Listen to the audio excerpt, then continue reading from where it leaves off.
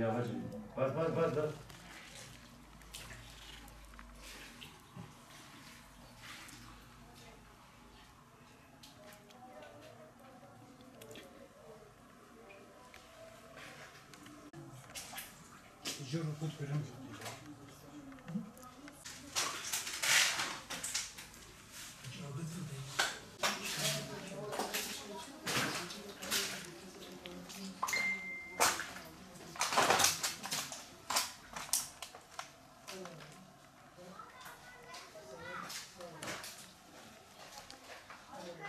Abo.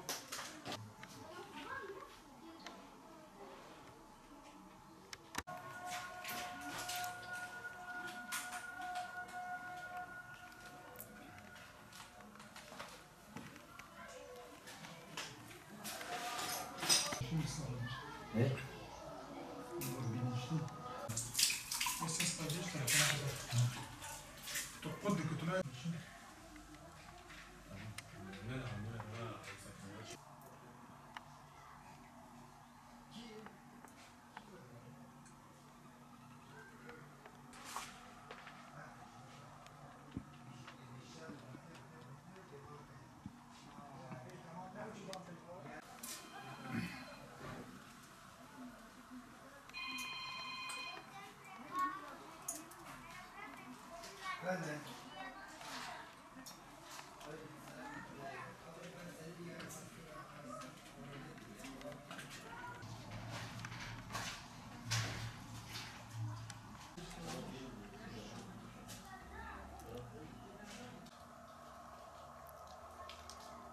Efendim, buyurun abi.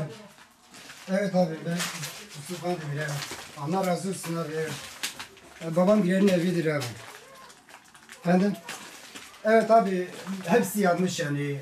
Şu an hiçbir şey kalmamış içeride. Zaten kendileri de batıya gitmişler yani mevsimlik işçiler orada şu an çalışmaktalar yani. Vallahi ben şu an yani onları düşünüyorum ki gelince yani ne yapacaklar? Yani oturacak bir yeri de yok onların.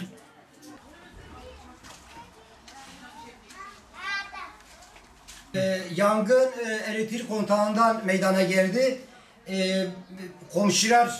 Komşuların yardımıyla bizim haberimiz oldu. Tabii biz buraya gelinceye kadar itfaiye çağırdık. Tabii ki Allah razı olsun itfaiyeciler zamanında geldi ama maalesef ev önceden alev verildiği için ev tabii ki kullanılmaz hale gelmiş şu an. Gördüğünüz gibi tabii ki bir şey içeride kalmamış yani her şey yanmış yani. Babam bundan 5 ay önce vefat etti. Bu nedenle bizim zaten durumumuz yoktu. Annem girer bu okullar tatil oldu. Okul tatil nedeniyle tarlada çalışmak için batıya gittiler. Yani 5 tane yetim var. İş yerinde 12, 13, 14, 15 yaşlarında annemlerle beraber batıda şu an Yonge işlerinde çalışmaktadır. Ve şu an kendileri oradan dönse bile onların şu an sığınacak bir evleri yok. Mağduruz. Siz büyüklerimiz, yetkililerimizden sizden biz yardım istiyoruz. Şu an yani gördüğünüz gibi her yer yerle bir olmuş. Yani burada gerçi biz zor durumdayız yani. Zaten bizim bir sosyal güvencemiz de yok. Kardeşlerim o da bu okullar tatil oldu diye işe gidebildik. Ben de şu an hastalık nedeniyle şu an kendim buradayım.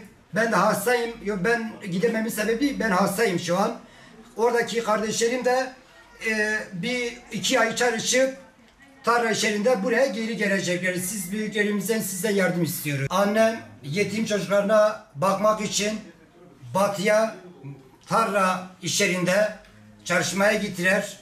Ev şu an kül oldu. Görüyorsunuz mağduruz.